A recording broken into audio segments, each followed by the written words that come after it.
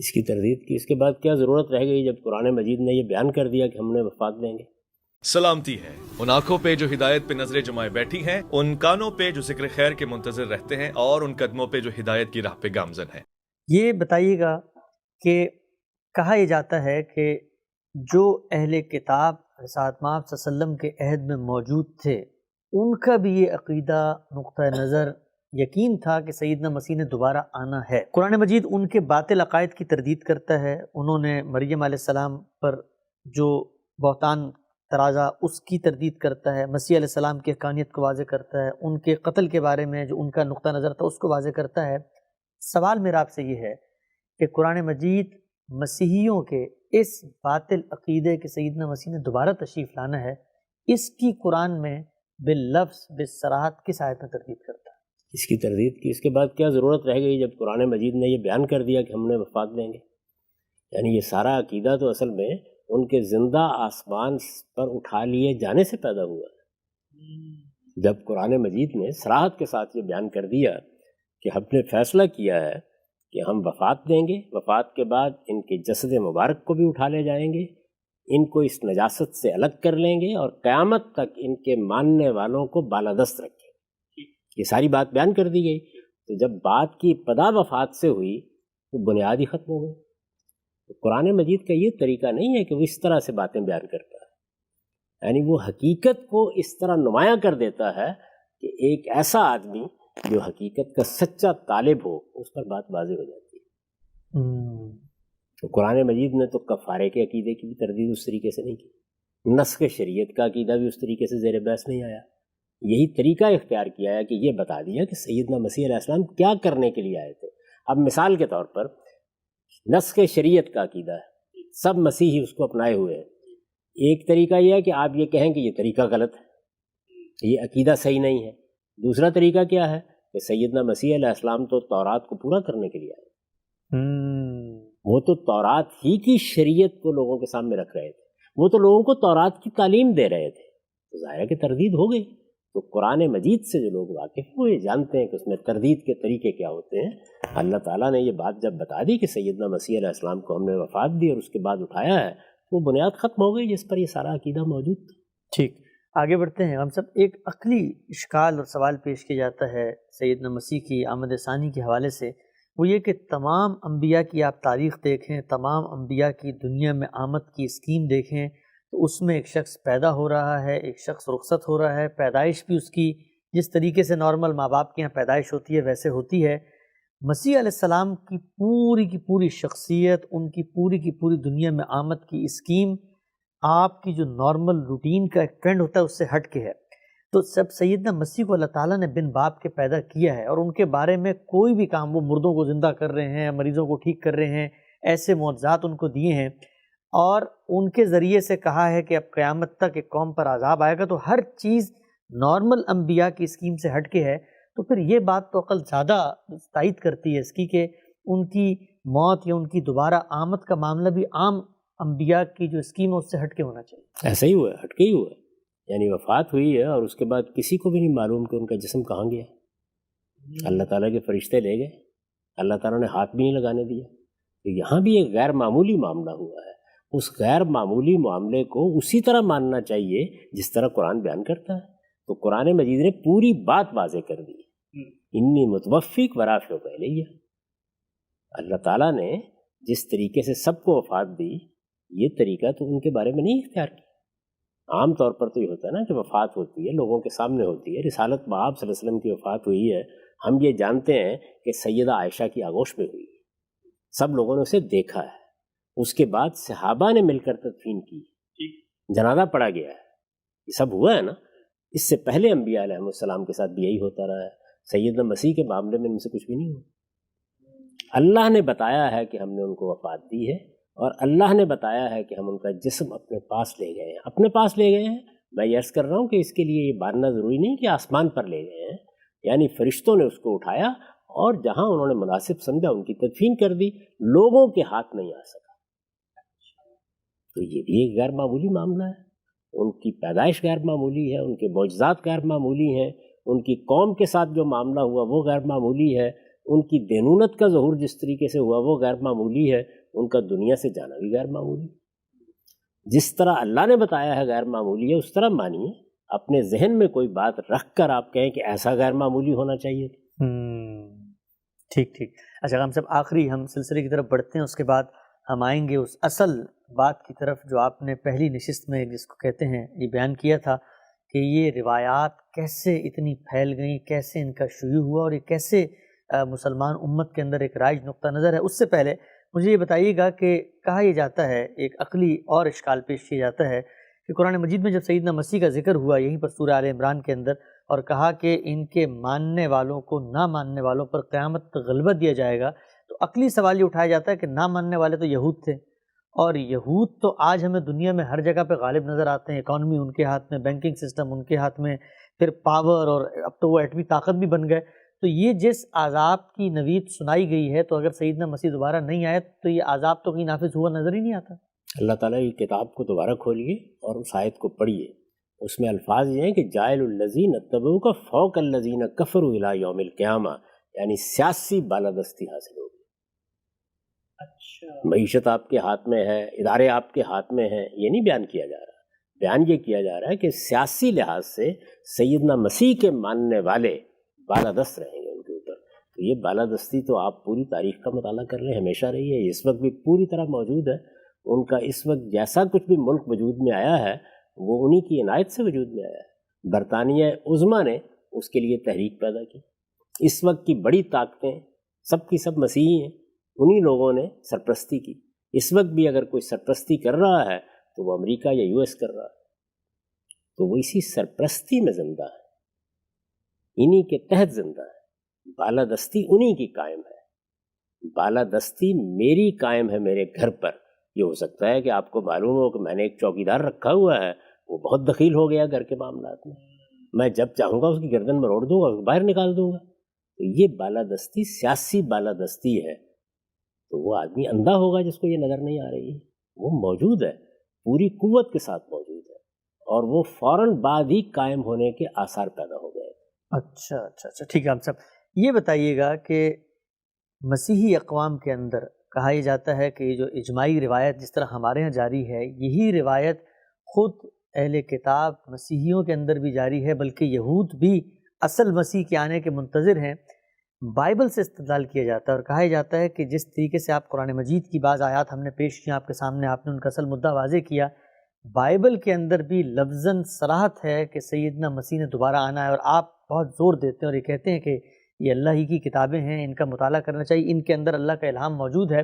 میں ایک آیت آپ کے سامنے رکھتا ہوں بائبل کی، اور جس کے بارے میں یہ کہا جاتا ہے کہ اس آیت میں یہ واضح کر دیا گیا ہے کہ سیدنا مسیح نے دوبارہ آنا ہے، اور مسیحی اقوام کا اس پر اجماع ہے کہ اسی آیت میں اللہ تعالیٰ نے یہ نوید سنائی ہے کہ وہ دوبارہ آئیں گے۔ آیت کے الفاظ کچھ اس طرح ہیں: اس وقت سے یسوع اپنے شاگردوں پر ظاہر کرنے لگا کہ ضرور ہے کہ میں یروشلم کو جاؤں گا اور بزرگوں اور سردار کاہنوں اور فقیہوں کے ہاتھ سے بہت سے دکھ اٹھاؤں گا اور قتل کیا جاؤں گا اور تیسرے دن جی اٹھوں گا۔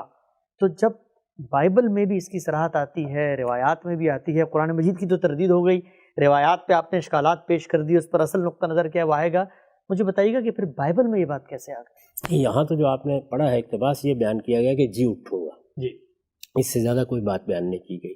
اور بائبل کو اگر آپ پڑھیں تو اس سے معلوم ہوتا ہے کہ سیدنا مسیح کو ان کے حواریوں نے دیکھا، ان سے بات بھی کی، وہ کب اٹھائے گئے، کیا معاملہ ہوا ان کے ساتھ، کیسے ان کی وفات ہوئی، اس کی تفصیلات بائبل بیان نہیں کرتی۔ اللہ تعالیٰ نے قرآن مجید میں پہلی تنبیہ اس کے اوپر کی کہ ان کی وفات ہوئی، انہیں ہمارے فرشتے لے گئے، تم جو یہ خیال کر رہے ہو کہ ان کو صلیب دی گئی یا انہیں قتل کیا گیا، یہ بے معنی بات ہے، معاملہ تم پر مشتبہ کر دیا گیا، تم صرف گمانوں کی پیروی کر رہے ہو، حقیقت ہم تم کو بتاتے ہیں۔ یہ ایک بات۔ اس کے بعد اس میں کوئی شبہ نہیں ہے کہ بعض مواقع پر یہ تعبیر آئی ہے کہ میں آؤں گا، میں آؤں گا، میں تمہارے پاس اس نسل کے گزرنے سے پہلے پہلے آؤں گا۔ اچھا، یہ بھی آیا بائبل میں؟ یہ بائبل میں ہے، بہت سی جگہوں پر ہے، یہ بات انہوں نے بیان کی۔ اس آؤں گا کو مسیحی علم کلام کے ماہرین سمجھ نہیں سکے۔ اچھا، یعنی اللہ تعالیٰ نے قرآن مجید میں بھی اور بائبل میں بھی بعض ایسے اسالیب اختیار کی ہیں. بائبل سے میری مراد بائبل کے وہ صحائف جن میں اللہ تعالیٰ کا کلام ہے. بائبل تو مجموعی حیثیت سے تاریخ ہے پوری کی پوری، لیکن اس میں صحائف ہے، یعنی تورات اس کا ایک حصہ ہے، انجیل اس کا ایک حصہ ہے، انبیاء کے صحائف اس کا حصہ ہے. اس میں ایک تعبیر استعمال ہوتی ہے. میں یہ عرض کر دوں کہ جس طرح بھی میں نے قرآن مجید کے بارے میں بتایا کہ اس کی بلاغت کی کچھ اسالیب ہیں، بات کرنے کا ایک انداز ہے، تو ایک تعبیر اس میں آتی ہے کہ اللہ آئے گا. یہ تعبیر قرآن میں بھی استعمال ہوئی ہے. قرآن مجید کی سورہ حشر میں دیکھیے، حتی یاتی ربک، عطا ربک، تیرا رب آ گیا. یہ اللہ کے عذاب کی تعبیر ہوتی ہے، یعنی اللہ آئے گا اور آ کر ان کی بنیادیں اکھاڑ دے گا. تو اللہ کا آنا یا یہ کہنا کہ یہاں تک کہ تیرا رب آ جائے، تو یہ در حقیقت اللہ تعالیٰ کے جلال کا ظہور ہے، جس کو الہامی صحائف میں اس طریقے سے بیان کیا جاتا ہے. سیدنا مسیح علیہ السلام کے بارے میں ہم جانتے ہیں کہ وہ اللہ کے رسول تھے. اللہ کے رسول کی حیثیت سے انہوں نے حجت تمام کر دی. ان کے بارے میں یہ فیصلہ ہو گیا کہ جو کچھ انہوں نے کہنا ہے کہہ دیا، لیکن قوم ماننے کی بجائے خود ان کے قتل کے در پہ ہو گئی. جتنے بھی اس زمانے کے مذہبی پیشوا تھے، خود وہ اس بات کی تحریک کر کے اٹھ کھڑے ہوئے کہ رومی ان کو صلیب دے دے. اللہ تعالیٰ کا قانون قرآن میں یہ بیان ہوا ہے کہ جب کوئی قوم اپنے پیغمبر یا اپنے رسول کے بارے میں اس جگہ پہنچ جاتی ہے تو اللہ تعالیٰ اس قوم کا فیصلہ سنا دیتے ہیں. وہ فیصلہ سنا دیا گیا، اور فیصلہ سناتے وقت ظاہر ہے سب سے پہلی چیز کیا ہے؟ قوم پر عذاب آئے. ٹھیک. عذاب کے بارے میں قرآن مجید میں آپ بارہا یہ سن چکے ہیں کہ دو صورتیں ہوتی ہیں، یعنی یا اللہ کے پیغمبر کے سامنے آتا ہے یا اس کے دنیا سے رخصت ہونے کے بعد آتا ہے. اما نرینک بعض الذی نعدہم، اما نرینک بعض الذی نعدہم او نتوفینک. سیدنا مسیح کی وفات ہو گئی، اس پر ہم بہت گفتگو کر چکے ہیں. ان کے بعد یہ عذاب آیا، اور یہ عذاب رومیوں کے حملے کی صورت میں آیا. اس کے نتیجے میں وہ بہت بڑا واقعہ اور حادثہ ہوا جس نے یروشلم سے یہودیوں کو ہمیشہ کے لیے نکال دیا. یہ معمولی حادثہ نہیں تھا، میں اس کی تفصیلات ابھی آپ کے سامنے رکھوں گا. سیدنا مسیح حقیقت میں یہ بتا رہے ہیں کہ اس وقت تو تم مجھے مارنے کے در پہ ہو، مجھے قتل کرنے کے در پہ ہو، لیکن میں آؤں گا، اور اسی نسل کے دنیا سے رخصت ہونے سے پہلے پہلے آؤں گا، یعنی وہ دینونت لے کر آؤں گا، وہ عذاب لے کر آؤں گا جس کی میں تمہیں خبر دیتا رہا. وہ کہتے ہیں نا کہ تمہاری جڑوں کے اوپر کلہاڑا رکھا ہوا ہے. سیدنا نوح علیہ السلام کے بارے میں آپ جانتے ہیں کہ ایک عرصے تک اپنی قوم کو انہوں نے دعوت دی، یہاں تک کہ پھر اللہ آ گیا. جی. ایسے ہی لوط کے معاملے میں ہوا، ایسے ہی صالح کے معاملے میں ہوا، ایسے ہی ہود کے معاملے میں ہوا، ایسے ہی رسول اللہ کے معاملے میں ہوا. تو سورہ حشر میں اہل کتاب کو کہا ہے کہ اس پیغمبر کے مقابلے میں آنے کی جسارت کر رہے ہو، اس بات سے ڈرو، ایسا نہ ہو کہ تمہارا رب آ جائے. تو رب کا آنا، اللہ کا آنا، اصل میں اللہ کا آنا یا پیغمبر کا آنا، یہ دونوں ایک ہی تعبیر ہے. اور میں آپ سے عرض کر رہا ہوں کہ یہ محض میں بات نہیں کر رہا، خود سیدنا مسیح علیہ السلام نے یہ بات سمجھائی ہے، لیکن لوگ اس بات کو نہیں سمجھ سکے. میں آپ کے سامنے بائبل کو رکھ دیتا ہوں، آپ یہ دیکھیے، یہ انجیل مکہ ہے. اب ذرا یہ سنیے کہ وہ کیسے یہ بات بیان کرتے ہیں. وہ کہتے ہیں اب انجیر کے درخت سے یہ تمثیل سیکھو. یہ 24ویں باب کی، متی کی انجیل میں 24ویں باب کی 32 آیت ہے، یہاں سے یہ بات شروع ہو رہی ہے. اب انجیر کے درخت سے یہ تمثیل سیکھو، جو ہی اس کی ڈالی نرم ہوتی ہے اور پتے نکلتے ہیں تو تم جانتے ہو کہ گرمی نزدیک ہے. دیکھیے کیا خوبصورت تمثیلیں ہیں سیدنا مسیح کی. اب انجیر کے درخت سے یہ تمثیل سیکھو، جو ہی اس کی ڈالی نرم ہوتی ہے اور پتے نکلتے ہیں تو تم جانتے ہو کہ گرمی نزدیک ہے. اسی طرح تم بھی جب یہ سب کچھ دیکھو تو جانو کہ وہ نزدیک بلکہ دروازے ہی پر ہے.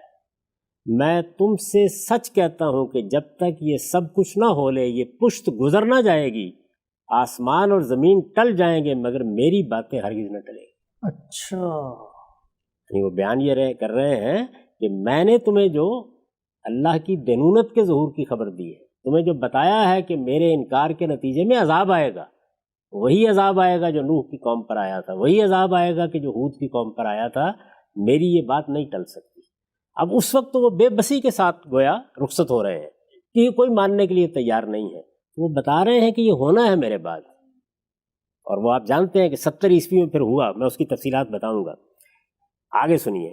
لیکن اس دن اور اس گھڑی کو کوئی نہیں جانتا، آسمان کے فرشتے بھی نہیں مگر فقط باپ، یعنی وہ کب آئے گا؟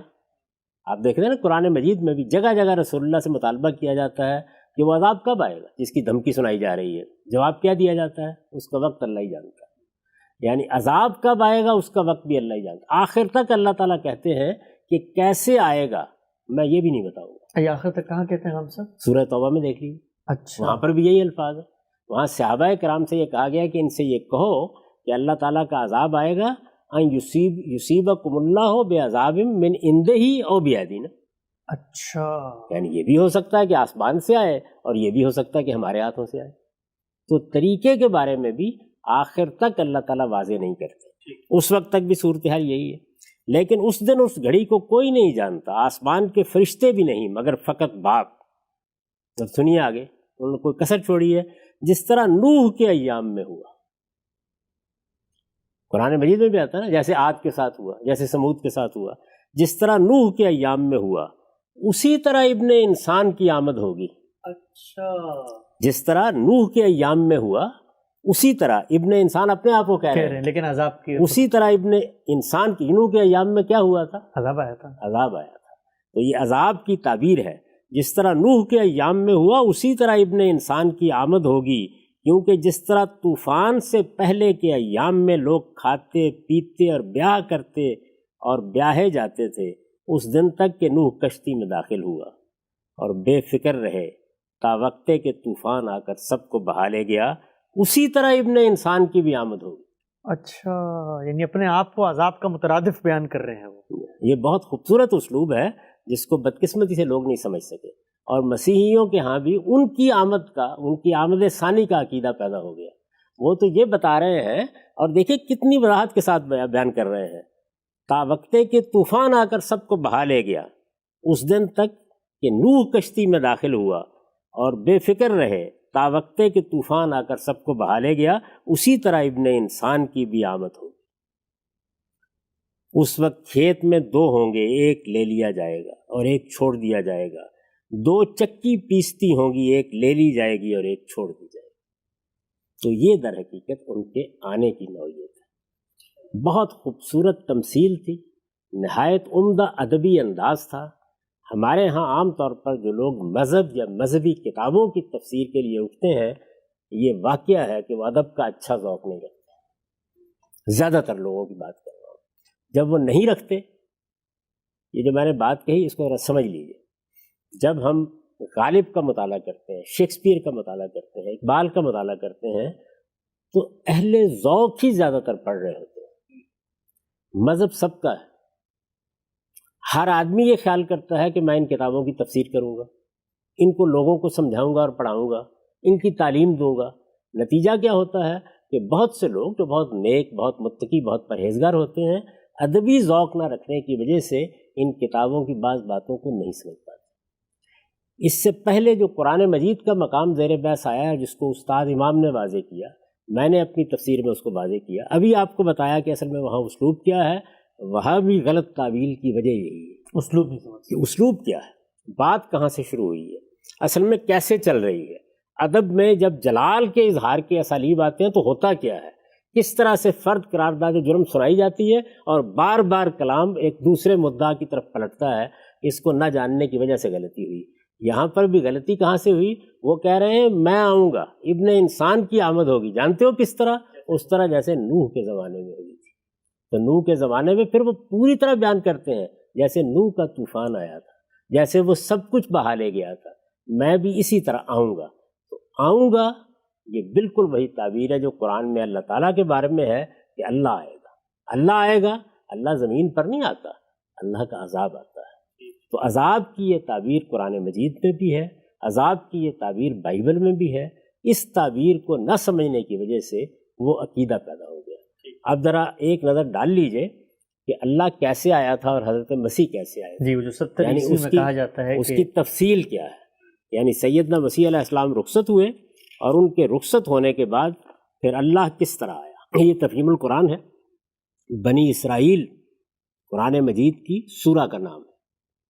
اس میں یہ ذکر ہوا ہے، یعنی سیدنا مسیح کے بعد اللہ کیسے آیا تھا، اللہ کیسے آیا تھا، نہیں اللہ کا عذاب کیسے آیا تھا، اس کی تفصیل کر رہے ہیں مولانا سید ابواللہ صاحب بودودی۔ آخر کار رومی سلطنت نے ایک سخت فوجی کارروائی سے اس بغاوت کو کچل ڈالا، یہ اٹھے اور اس کے بعد اللہ تعالیٰ کا قانون روبہ عمل ہو گیا، اور 70 عیسوی میں تیتوس نے بزور شمشیر یروشلم کو فتح کر لیا، 70 عیسوی میں۔ اس موقع پر قتل عام میں 1,33,000 آدمی مارے گئے، 67,000 آدمی گرفتار کر کے غلام بنائے گئے، ہزارہ آدمی پکڑ پکڑ کر مصری کانوں میں کام کرنے کے لیے بھیج دیے گئے۔ یہ آپ نے دیکھا جب انہوں نے یہ پیشین گوئی کیا تو آخر میں کہا چکی پیستی ہوئی ایک لے لی جائے گی اور ایک چھوڑ دی جائے گی۔ اچھا، بعض مار دیے بعض غلام بنا لیے۔ جی بالکل ایسے ہی پوری تفصیل ان کا انداز ہے، تمثیلوں میں بات کرتے ہیں، انہوں نے تمثیل میں بات کی، افسوس لوگ نہیں سمجھ سکے۔ 67,000 آدمی گرفتار کر کے غلام بنائے گئے، ہزارہ آدمی پکڑ پکڑ کر مصری کاموں میں کام کرنے کے لیے بھیج دیے گئے، ہزاروں آدمیوں کو پکڑ کر مختلف شہروں میں بھیجا گیا تاکہ ایمفی تھیٹروں اور کلوزیوموں میں ان کو جنگلی جانوروں سے پھڑوانے یا شمشیر زنوں کے کھیل کا تختہ مشق بنانے کے لیے استعمال کیا جائے۔ تمام دراز قامت اور حسین لڑکیاں فاتحین کے لیے چن لی گئیں اور یروشلم کے شہر اور ہیکل کو مسمار کر کے پیوند خاک کر دیا گیا۔ سوچئے ذرا، اندازہ کیجئے، اس کے بعد فلسطین سے یہودی اثر و اقتدار ایسا مٹا کہ 2000 برس تک اس کو پھر سر اٹھانے کا موقع نہ ملا، اور یروشلم کا ہیکل مقدس پھر کبھی تعمیر نہ ہو سکا۔ بعد میں کیسر ہڈریان نے اس شہر کو دوبارہ آباد کیا، مگر اب اس کا نام ایلیا تھا اور اس میں مدت دراز تک یہودیوں کو داخل ہونے کی اجازت بھی نہیں تھی۔ یہ عذاب ہے جو سیدنا مسیح علیہ السلام کے بعد ان پر آیا، اس کی انہوں نے پیشین گوئی کی اور اس کو اس طرح بیان کیا کہ ابن انسان آئے گا، یعنی تم مجھے اس وقت بھیج رہے ہو، میں جا نہیں رہا، میں آؤں گا، اور رسولوں کے بارے میں جو اللہ تعالیٰ کا قانون ہے اس کے مطابق تمہارے ساتھ بھی وہی ہوگا، تمہیں بھی اسی طرح سے سزا دی جائے گی، چونکہ یہود اصلاً توحید کو ماننے والے ہیں، اس لیے سزا بہرحال محکومی کی دی جانی تھی۔ یہ بات بھی قرآن نے واضح کر دی ہے۔ تو یہ محکومی کی سزا پھر اس طرح ملی کہ جس کی تفصیلات پڑھنے کے بعد تاریخ میں رونگٹے کھڑے ہو جاتے۔ حامدی صاحب بہت ہی تفصیل سے آپ نے بتایا، اور میں بطور طالب علم یقینی طور پہ یہ بات کہوں گا کہ آپ کا جو استدلال ہے اس سے نہ صرف کہ قرآن مجید بلکہ بائبل کو بھی سمجھنے میں جس قدر مدد مل رہی ہے